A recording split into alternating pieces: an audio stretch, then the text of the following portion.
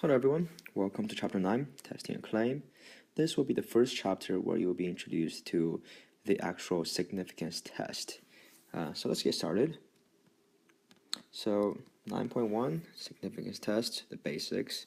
So in this section, you're only going to be introduced to the most basic stuff, for example, the new and alternative hypotheses. The new hypothesis is basically no difference.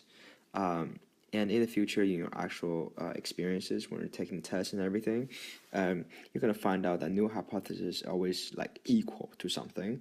For example, the population mean equals to 0 or 1 stuff. The population proportion equals to 0.5 or 0.25. It's always equal. Well, for the most part, you rarely see something that's not equal to something. And because that's usually reserved for the alternative hypothesis. So the alternative hypothesis is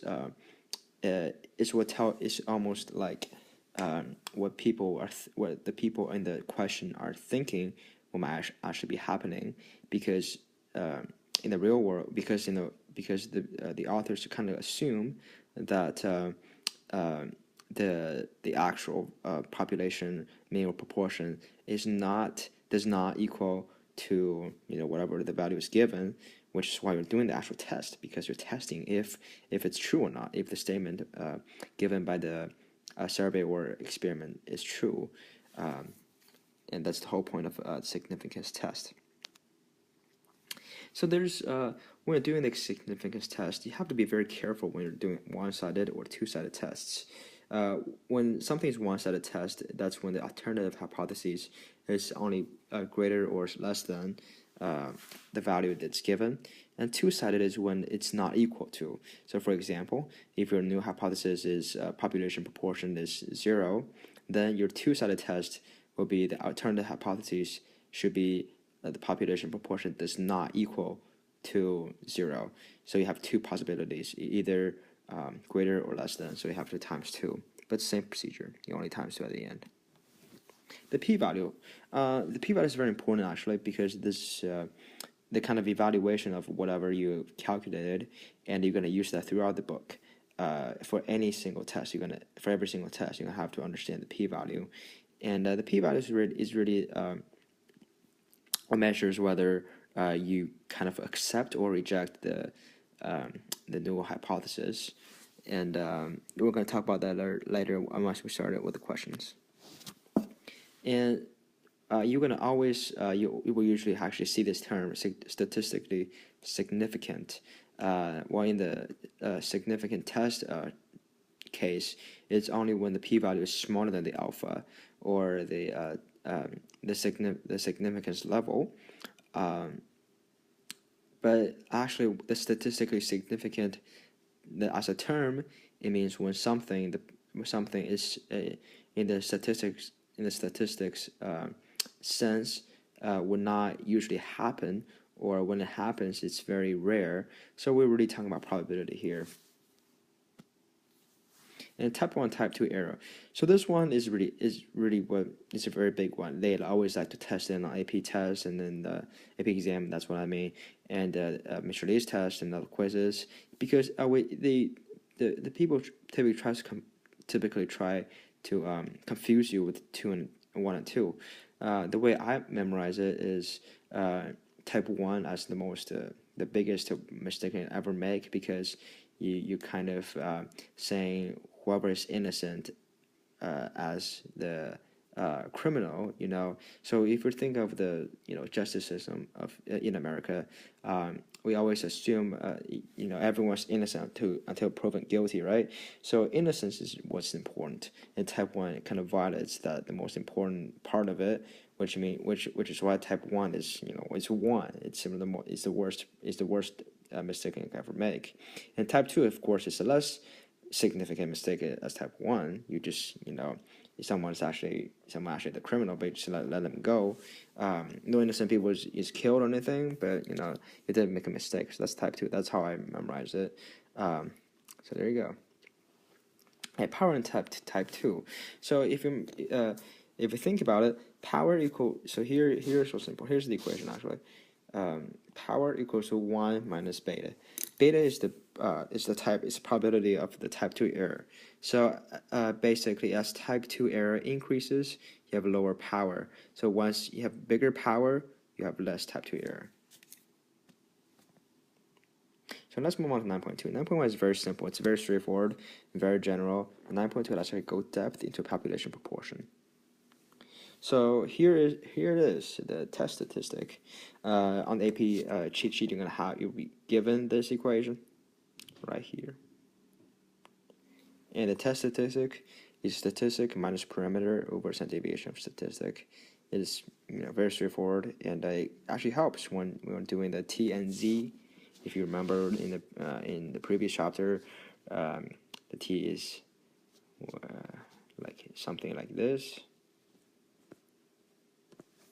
and yeah, so that's what it is.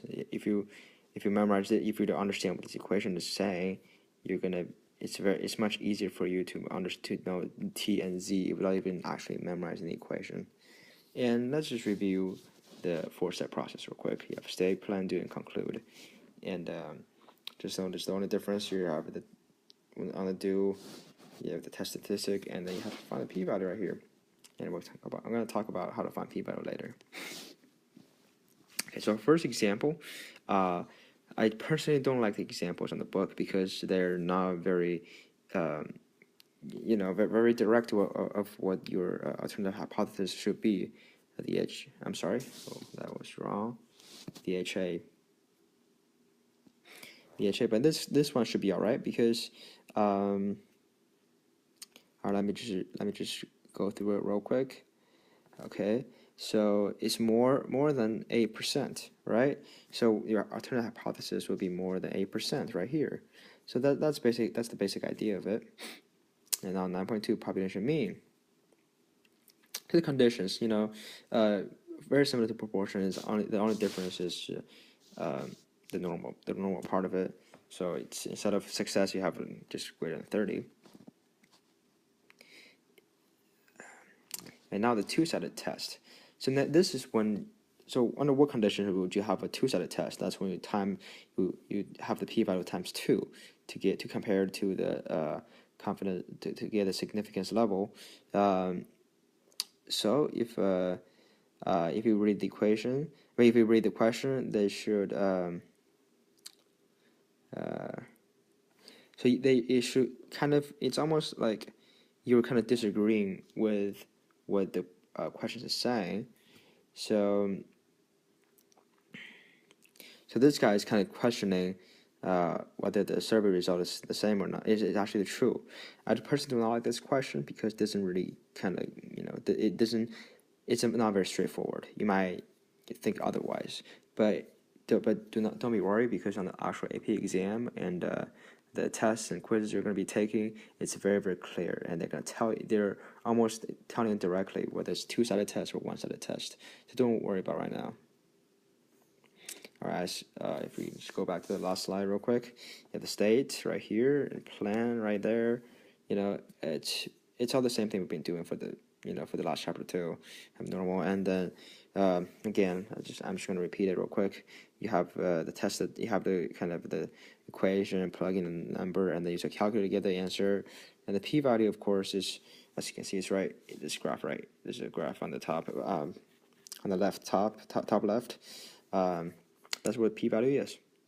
So on the actual test, because we're not allowed to have calculator language, you cannot just say a normal CDF or anything.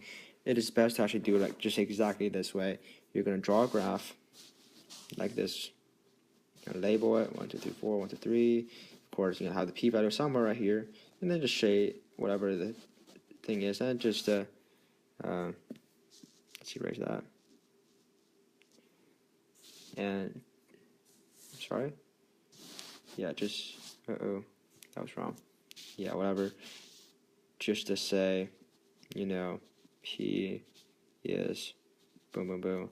Actually, it's easier just show like this. Whoever used this book is really brilliant. This is how we're supposed to do it.